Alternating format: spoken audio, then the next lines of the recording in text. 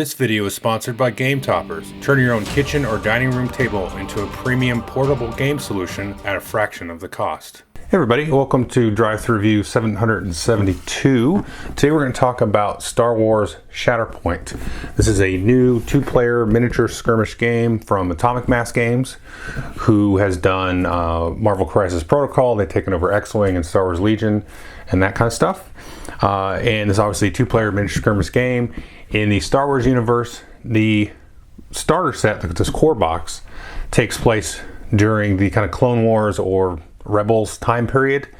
And I think most of the other sets that you can get, because you can get this box, you can also get little train packs, and you can get several upcoming squad boxes that have basically like one squad. You make up your team of two squads, which is kind of like a leader and then some sort of subordinates. I'll explain that when we get to the kind of the army building side of it.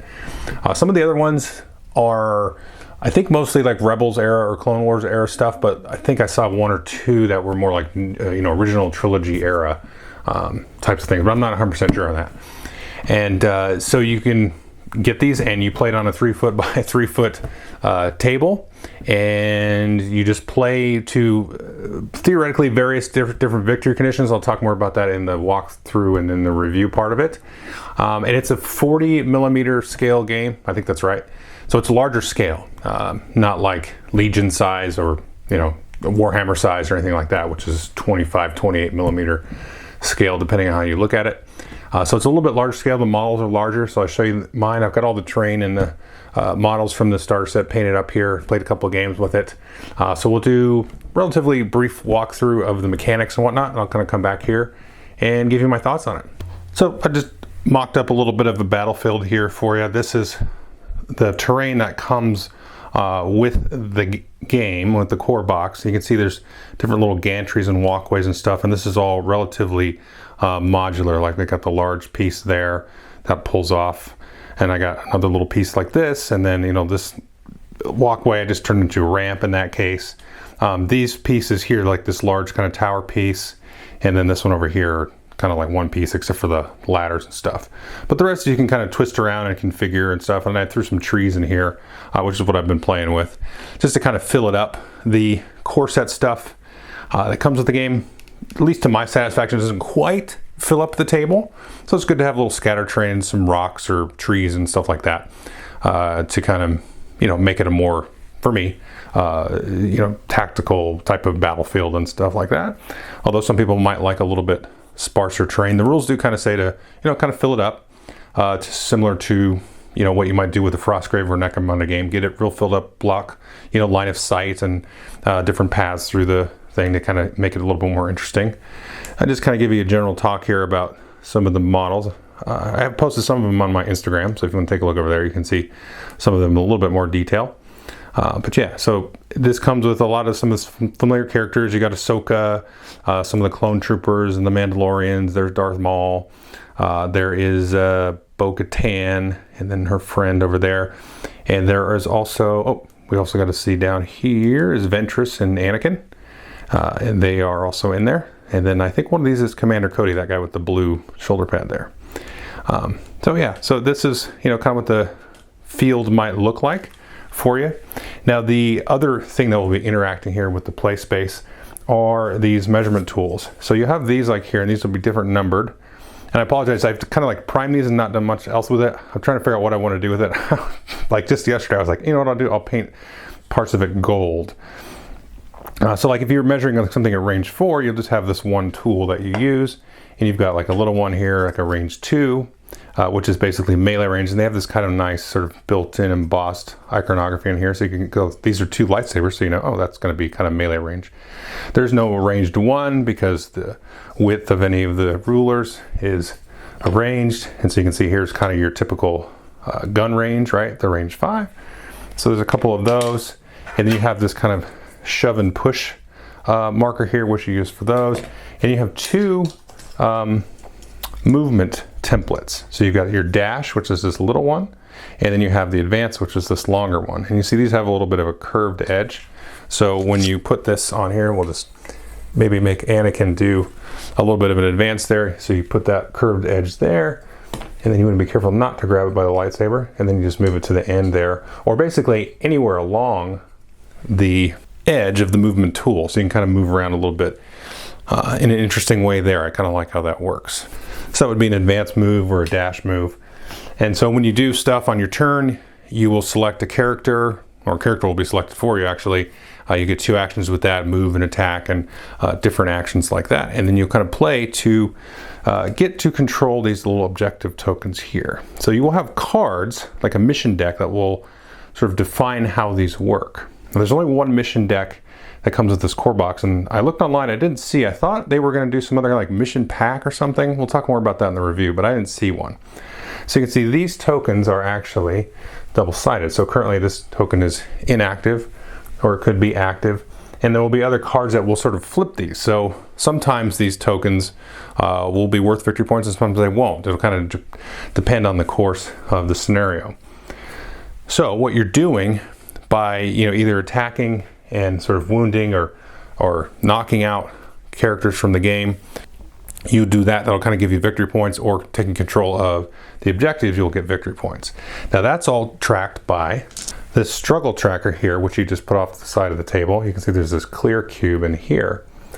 And you have, at the start of each struggle, so there's kind of what they call 3 struggles, or it's 3 kind of very large rounds. They're big rounds. What happens over the course of the game is, as you control those objectives, those victory point objectives, this will move certain ways. So let's say we start the game off, and you will check sort of control after the first turn is gone. So the first player will take their first turn, move their character that they choose to activate or get selected to activate, and then you won't check anything then, but then after every other turn, then you can see who controls objectives. So let's say this player on this side, they control 2 points with objectives, so they'll move it this way. Then at the end of the next player's turn, they only control 1 point, so they'll move here.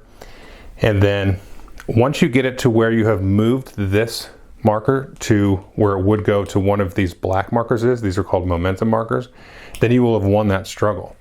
Now you will start to accrue these momentum markers for a variety of different things. One example I just kind of showed you, whereas if you move the struggle token back towards you, but you don't quite get it onto your side, then you will give yourself a momentum marker.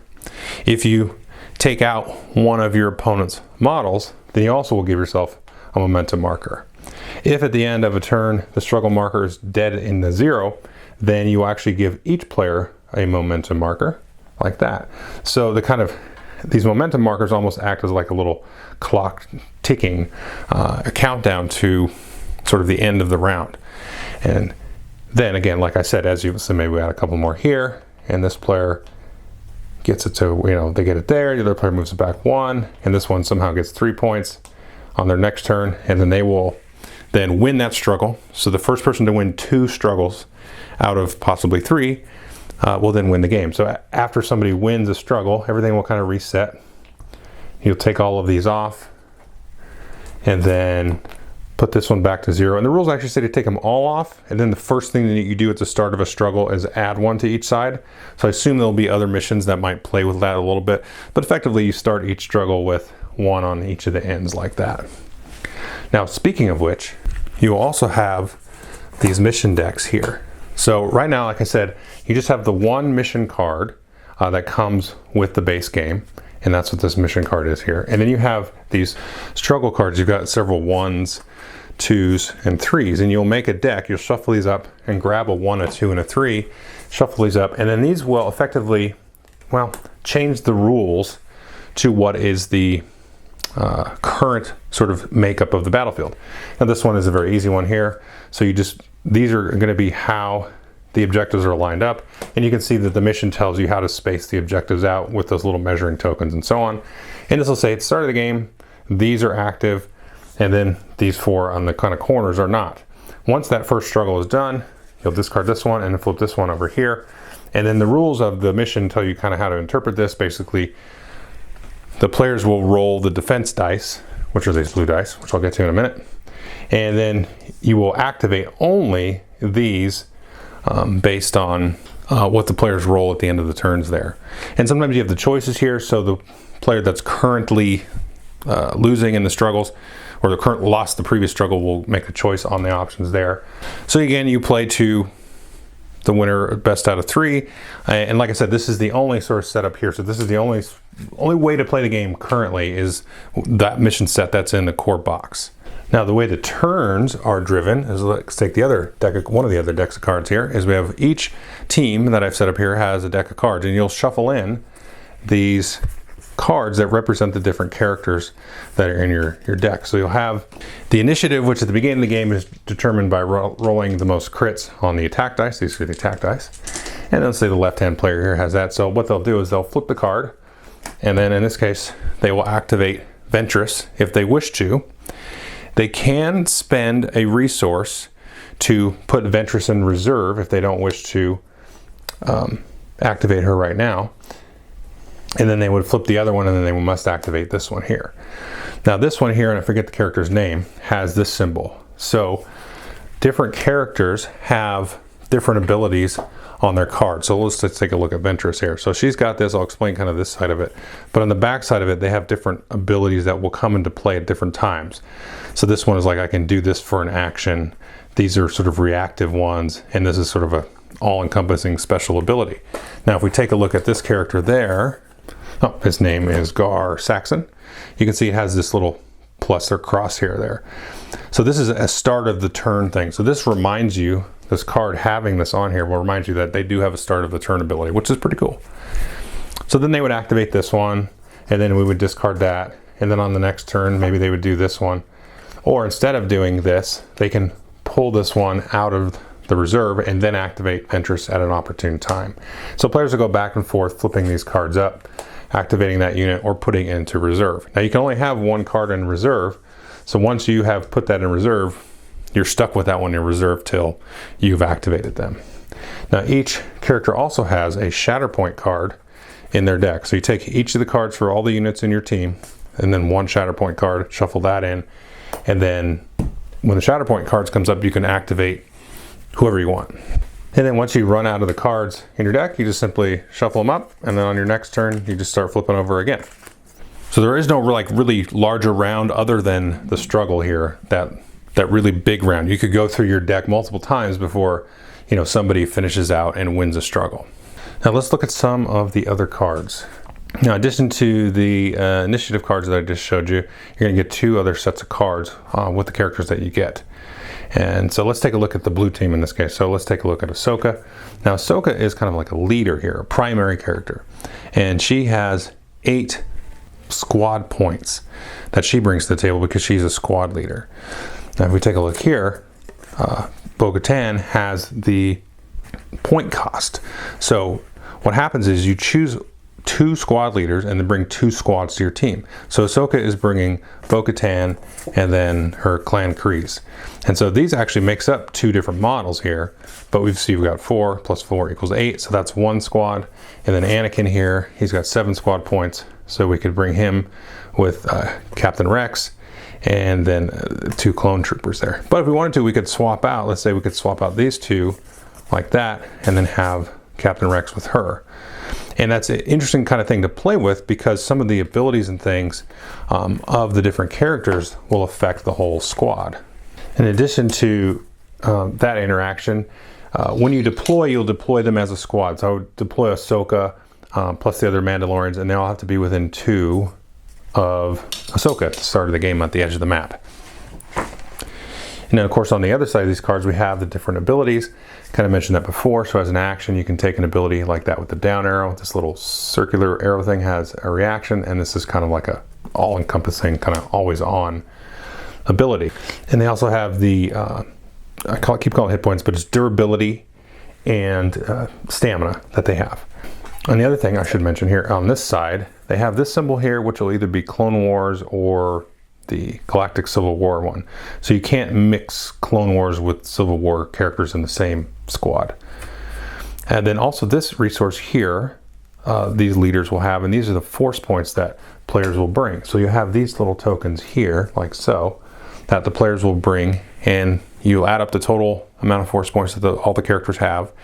And then during the course of the game, there'll be different abilities that you can spend, and you turn it face down, And then once you kind of go through your deck of character cards, these will always refresh as well. And you can see some of these abilities here have that force cost. Like this one costs 2 force points, that one costs 1. And remember when I talked about reserving a character card from the initiative deck off to the side, that costs you 1 force point to do that as well. Now, the other cards that come with the different characters are these stance cards. Now, most of these are single-sided, as you can see these here, but some of these, usually the leaders, are double-sided. So once per turn, you can flip that stance card. It doesn't cost you any action or anything like that, but you can sort of adjust sort of their abilities there and kind of what your sort of tactics are for that, maybe more defensive, more offensive. And this also gives you sort of the stat line for that character, if we zoom in a little bit. So this again is for Ahsoka. So the most important stat line here is the ranged attack and the melee attack. You can see Ahsoka rolls 0 melee attack dice, but they roll 6 of the attack dice in melee.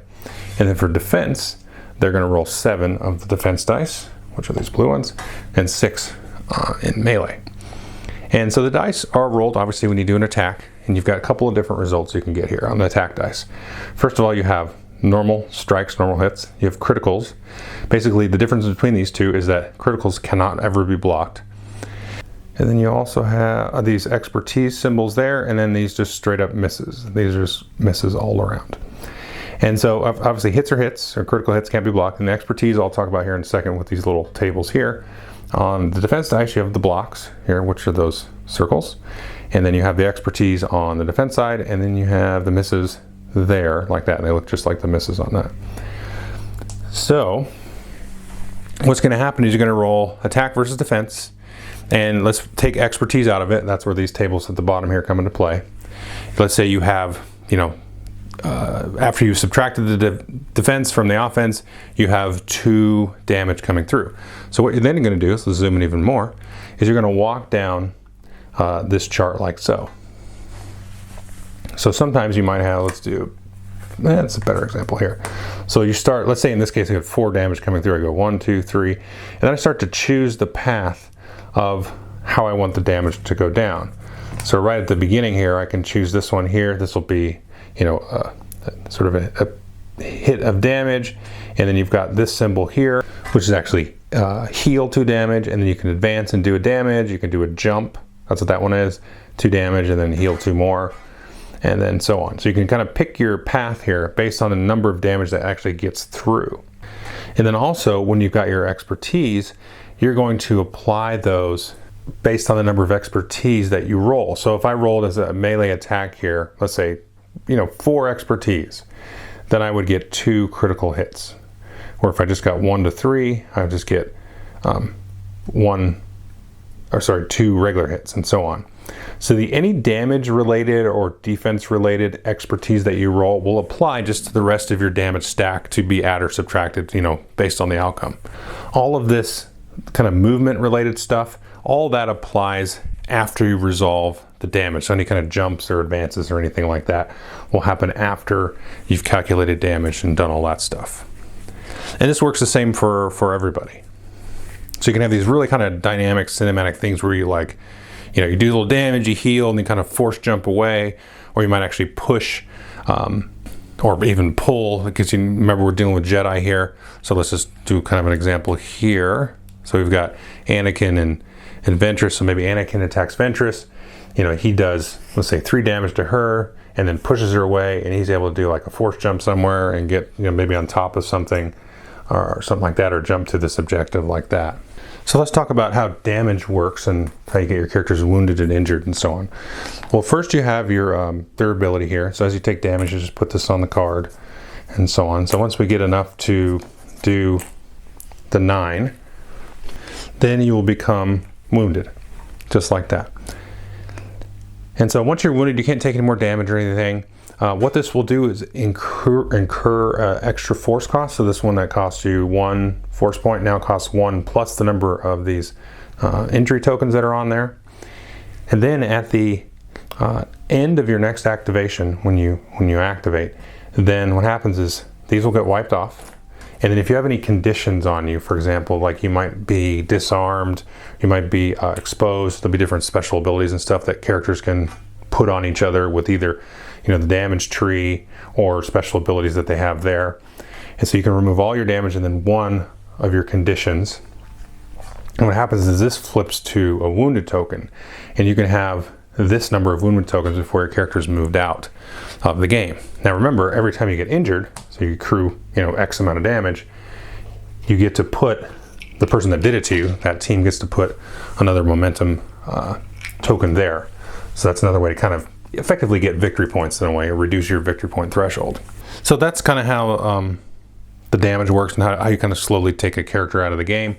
And it works as an interesting kind of way to, the timing of that's kind of interesting, because if your character hasn't quite acted yet, then you can still get to do stuff with them, although it'll be a little bit more. But then at the end of your turn, you flip this over, and your character's not actually removed. So let's say I had already 2 of these on here, and I got injured again. And so this doesn't flip to an injury until my turn is over. So I still get to do kind of one final thing, flip that over, and now I have 3 of these, and then now that character will get removed. And it's also interesting because you don't have like a snowball problem right away where, if you take a character out quickly, then, okay, now you already outnumber the team. And so now that can kind of start to snowball. You do get a benefit, of course, like I said, because you get to add to the struggle track there. Let's see what else. Just a couple other things. I think the only thing I didn't mention is you can take a hunker down action. This will help add to your cover. Oh, you can also heal, which I should mention that. You can remove 1 damage or 1 condition when you do a heal action. That takes your whole action. But you can also hunker down, and the way cover works, it'll add to cover. Cover's like a stacking modifier. Let's just kind of do this here. So let's say, this guy Rex was trying to shoot Ventress over here, right? And so there's some blocking, sort of not complete line of sight blocking, but a little bit of cover there. And Ventress had hunkered down. Okay, so she'd basically have cover 2 because there's an intervening thing here, and then she's got a hunker, which adds to cover. So add 2 extra defense dice to her defense roll if Rex makes a ranged attack to her like that. So that's one other thing that you can do. And then the last thing I think is actually a really interesting thing worth mentioning is that if you do move within 2 distance there of an ingress point, or basically a ladder in this set, then you can automatically pop up to the top of that ladder there. And so that's a really kind of interesting thing. The way that the vertical movement in the measuring works in this is also pretty interesting, I should mention. So you never really measure vertically like this when you're measuring distances. You always measure horizontally and from the base of the model that you're measuring from, and then you will make modifiers based on kind of height advantage or not, and all that kind of stuff like that. So it makes it really easy to measure. And then you have obviously some very vertical types of models like these figures here with the jetpack. So it makes it easy to kind of figure out how they can jump up. And there's some other rules for climb and things like that, but I'm not going to get too many more details. But that's pretty much the gist. You kind of go back and forth, flipping initiative, and then playing until somebody wins 2 out of 3 struggles. Okay, so that is a somewhat brief overview of Star Wars Shatterpoint. Normally I would do my 3 pillars of review, but the 2 pillars kind of take care of themselves. Well, it's a 2-player only game, first pillar. Second pillar, does the box give you a time on here? It says 90 to 120 minutes. Yeah, I don't know. I've never had a game go 2 hours. Let's say 60 to 90. Once you kind of get used to it, there's a lot of special abilities and stuff like that. So I'd say it's about an hour and a half game once you kind of get going with it. And then my last pillar is always, what would I compare this to? So we'll just dive right into that, because there's a lot to compare this to, because you can compare it to a lot of 2-player miniature skirmish games. You got all of them out there: Necromunda, Warcry, Kill Team, Frostgrave, however you want to spin it. And I think I want to talk about what this does differently and what it sets apart from the other games. And I'll talk about what the things that it does well first. And there's a couple things where I'm like, it's either a personal sort of gripe or Maybe it's a nitpicky sort of gripe, but I think it's an objective gripe in that case. But let's start positive here. It's mostly positive. So the abilities of the characters and the way that you can kind of play with the squad makeups is really, really neat. And I'm excited to kind of see what some of the other squads are. They've announced already probably like another 7 or 8 different little squad boxes that you can get. And I think they're like 40 or 50 bucks a box. So you can just get, just get that squad or get a couple of squads if you want. So that's kind of nice. And you just pick the squad up and go. There's not really like a whole lot of, get this guy from that box or this one from that box, although you can still do that. But the army building side of it's very easy. You pick the squad leader and then you can kind of swap in your subordinates like I kind of showed you in the walkthrough to kind of set up kind of different sort of combos in a way. So something like a little bit of a deck building aspect to it. And it just makes it really easy. Everything's just right there on the cards. You can just mix and match. Super easy to get going. And the abilities and all that stuff, and especially like the stance cards and how in some of the characters you can swap the stances, it gives it a super thematic, cinematic kind of flair to the game and makes kind of the game time decisions and the crunchiness of the game really come alive. And that's, I think, is really the coolest part of the game for me, is having all those abilities at your fingertips. Feels very board gamey in that way, in a good way. And just even the stance card is just such a cool aspect of like, when you make your attack, you have that sort of decision, and especially with the Jedi, it feels like very sort of like real time. I'm reacting to what's happening as I'm, doing fights, and it feels very like choreographic, if that's a word. Similar to how you see what happens in the movies and in the shows of them kind of like making reactions and doing leapfrog jumps and shifting and doing all those cool Jedi-like abilities. It just really brings that all out of the game with the way that those have been set up. And that's really cool. That's, it feels very Star Wars, in that sense that a lot of these other Star Wars games haven't really got, sort of touched on with that. Now, I've not played Legion, but, even Imperial Assault, which I really still have and enjoy, that sort of cinematic kind of vibe of that tactical movement. Like they really use the space of the miniature game and that sort of tabletop presence and just really just double down on it. And that's just really cool. Like that to me is kind of worth the price of admission just for that aspect of the game. And then the other thing which seems promising, and I'm going to start to kind of, it's going to sound negative here, and I don't want it to sound too negative, but because the abilities and all the combos and stuff that you can do is really, really cool. That's the fun part of the game. And before we get to negative, the more negative stuff, the other thing is the elegance of the game. Because if you take away all those abilities and combos and stuff, the game is really straightforward. You just move around and, like I said in the walkthrough, the measurement's very simple. It's all basically just all horizontal movement. The whole ladder, ingress, climb stuff is just super easy. The way you adjust for line of sight and cover is just super easy. All of that kind of stuff is really, really cool too. And the way that it's very objective driven and all that kind of stuff, and the way that there's not like a ton of tokens out there on the board. And you can keep tokens off the board and put them on the cards too. So it keeps the battle space very clean, which is very nice. You just kind of have your little pile of stuff off to the side. But everything's very elegant and streamlined and seems very designed for easy competitive play too, which is not my thing, which we'll get to in a minute. But not just that, but just ease of play in a casual sense. There's not really going to be whole lots of weird phases or anything like that.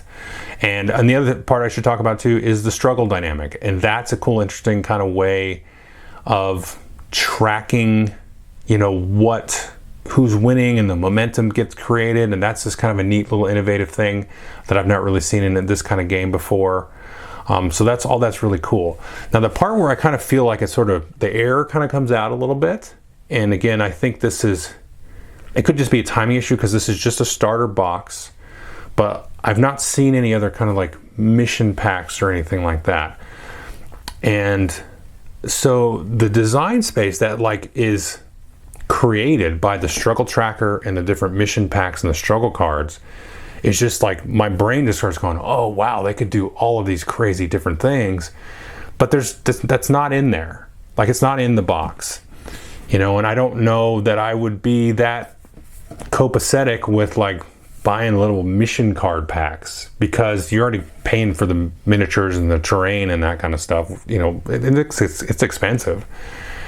So I don't know that I want to like be nickel and dimed to get like little card packs for different missions, unless it's like just one mission pack. But then if you miss out on that print run of that, and you get into this game like a year from now, and you know, little card packs are the things that are the first thing to kind of go out of print and die, because it's not the main, you know, profit maker, which it makes sense.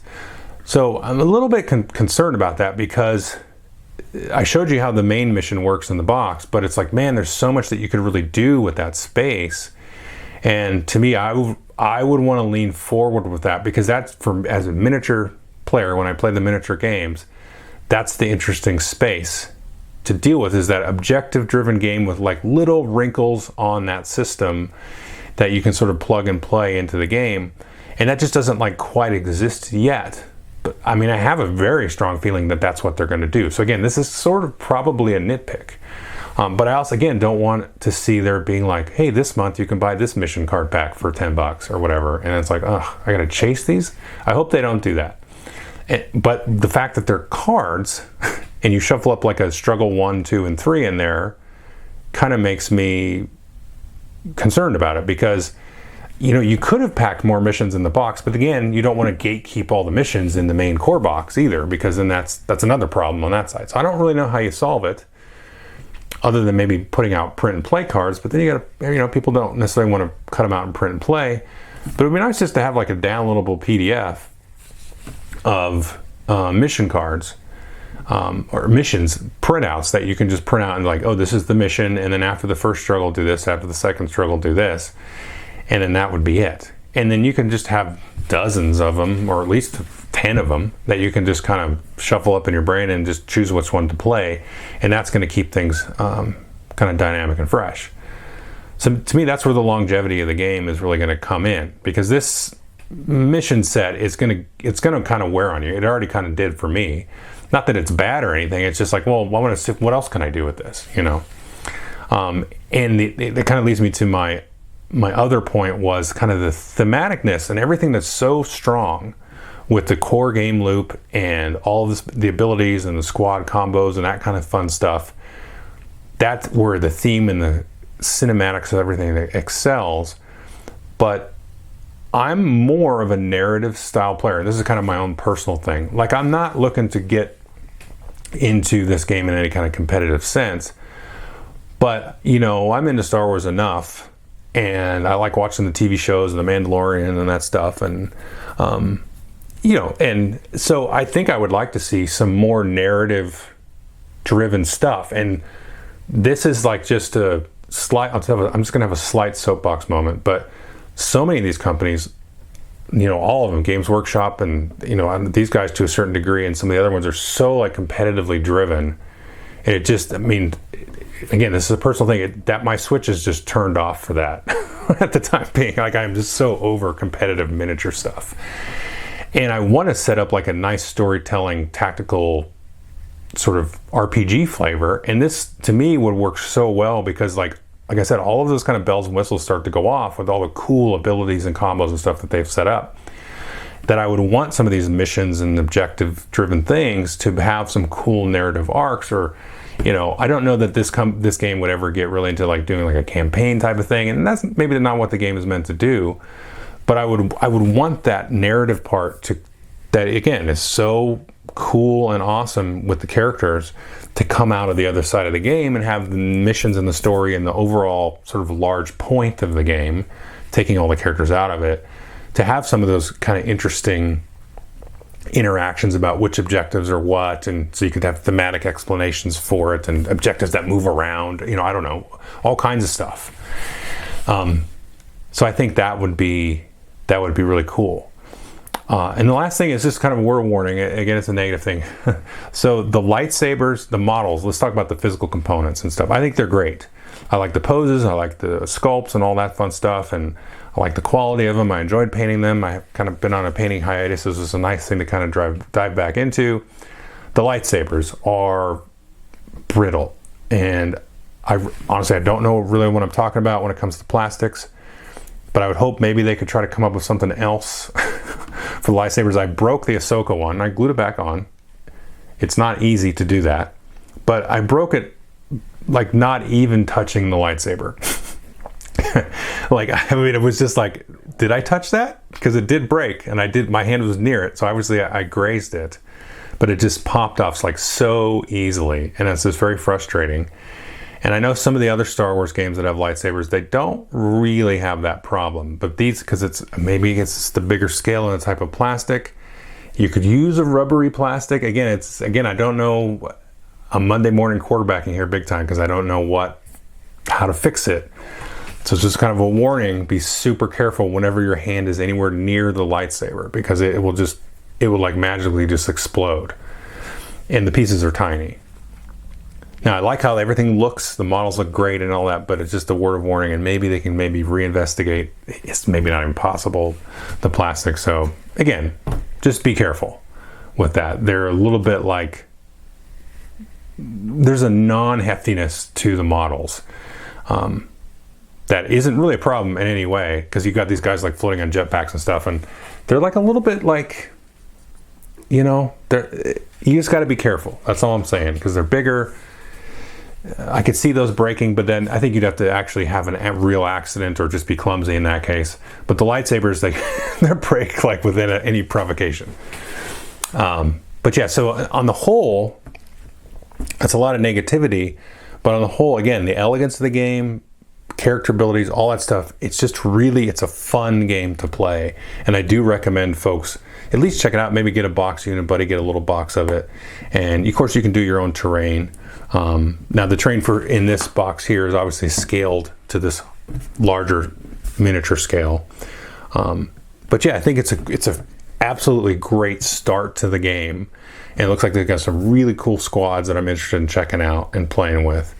And but I hope that they can kind of not forget about the other side of that game, because a lot of these companies sometimes do that, where they just are like points and abilities and Magic the Gathering attitude and have all this stuff and like competitive play, and we're going to have these tournaments. That's fine, but again, that's more of a personal thing. I like to see really dynamic missions and narrative packs or something. Maybe that to me would keep the game alive, for longer, because competitive scenes are fickle. But yeah, it's an excellent game. It's worth getting in and investigating and just diving into and having fun with, because at the end of the day, it's really fun, and the core system's great, I think. So anyway, that's Shatterpoint. Thanks.